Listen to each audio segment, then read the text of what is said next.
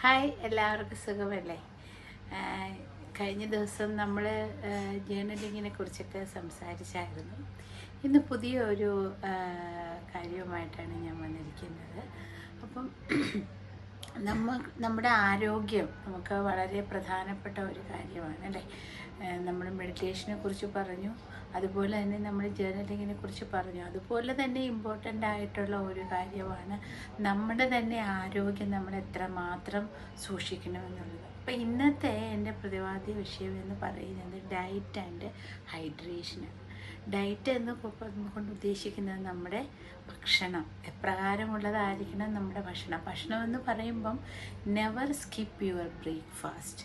നമ്മൾ സ്ത്രീകൾ സാധാരണ എപ്പോഴും ചെയ്യുന്ന ഒരു കാര്യമാണ് രാവിലത്തെ തിരക്കിനിടയിൽ കുട്ടികൾക്ക് സ്കൂളിൽ പോകാനും ഭർത്താവിനെ ഭക്ഷണം അല്ലെങ്കിൽ കുടുംബത്തിലുള്ള എല്ലാവർക്കും ഭക്ഷണം ഉണ്ടാക്കി കൊടുക്കുന്നതൊക്കെ ഒരു തിരക്കിൻ്റെ ഇടയിൽ പലപ്പോഴും നമ്മുടെ ബ്രേക്ക്ഫാസ്റ്റ് പ്രഭാത ഭക്ഷണം നമ്മൾ ഒഴിവാക്കാറുണ്ട്.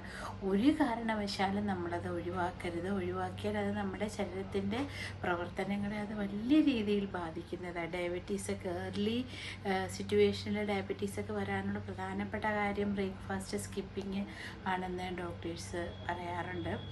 അതുപോലെ തന്നെ അത്യാവശ്യമായിട്ടുള്ള ഒരു കാര്യമാണ് ഹൈഡ്രേഷൻ അല്ലെങ്കിൽ വെള്ളം കുടിക്കൽ.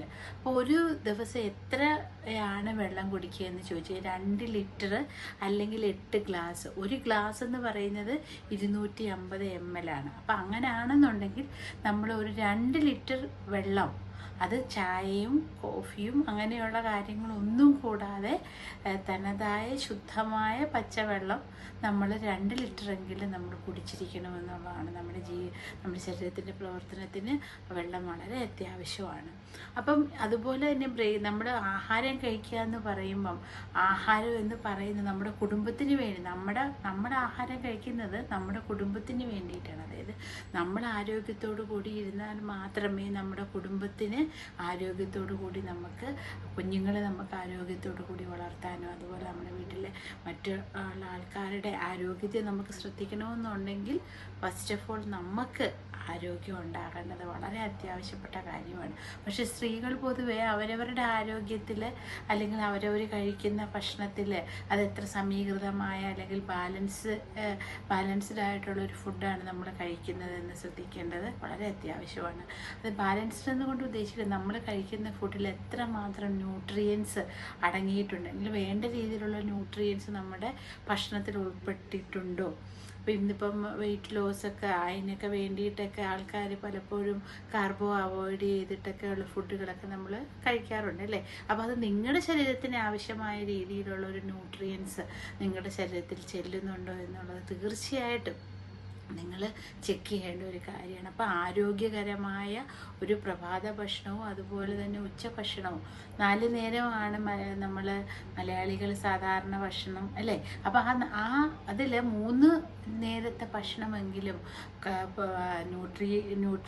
ന്യൂട്രിയൻസ് എല്ലാം ഉള്ളതും അതുപോലെ തന്നെ നമുക്ക് ആവശ്യം ഒരു ദിവസം നടത്തിക്കൊണ്ടു പോകാൻ ആവശ്യമായ രീതിയിലുള്ള വെള്ളവും നമ്മുടെ ശരീരത്തിൽ നമ്മൾ കഴിച്ചിട്ടുണ്ട് എന്നുള്ളത് ഉറപ്പുവരുത്തേണ്ടത് നമുക്ക് വളരെ അത്യാവശ്യമായിട്ടുള്ള കാര്യം. ആരോഗ്യമുള്ള ഒരു ശരീരത്തിൽ മാത്രമേ നമുക്ക് നല്ല രീതിയിൽ ചിന്തിക്കാനും പ്രവർത്തിക്കാനും ഒക്കെ നമുക്ക് കഴിയുകയുള്ളൂ. അപ്പം എല്ലാവരും ഇന്നത്തെ ഒരു ദിവസം നമ്മുടെ പ്രഭാത ഭക്ഷണത്തിനെ കുറിച്ചും അതുപോലെ തന്നെ ധാരാളം വെള്ളം കുടിക്കേണ്ടതിനെ കുറിച്ചും ഒക്കെ ബോധവാന്മാരാണ്. പക്ഷെ അത് നമ്മുടെ ജീവിതത്തിൽ നമുക്ക് പ്രാവർത്തികമാക്കേണ്ടത് വളരെ അത്യാവശ്യമാണ്. അപ്പോൾ ഇന്നത്തെ ഈ ഒരു പ്രയാണത്തിൽ മറ്റുള്ള കാര്യങ്ങളൊക്കെ ചെയ്യുന്നതിനോടൊപ്പം അവരവരുടെ ഭക്ഷണവും അല്ലെങ്കിൽ ഞാൻ കുടിക്കുന്ന വെള്ളത്തിൻ്റെ അളവും ഒക്കെ നിയന്ത്രിച്ചു കൊണ്ടുപോകേണ്ടതും എൻ്റെ അത്യാവശ്യമാണ് എന്ന് മനസ്സിലാക്കി നമുക്കതും നമ്മുടെ ശീലത്തിൻ്റെ ഒരു ഭാഗമാക്കാൻ നമുക്ക് ശ്രമിക്കാം. അപ്പോൾ എല്ലാവർക്കും ശുഭദിനം. നാളെ മറ്റൊരു വീഡിയോയുമായിട്ട് നമുക്ക് കാണാം.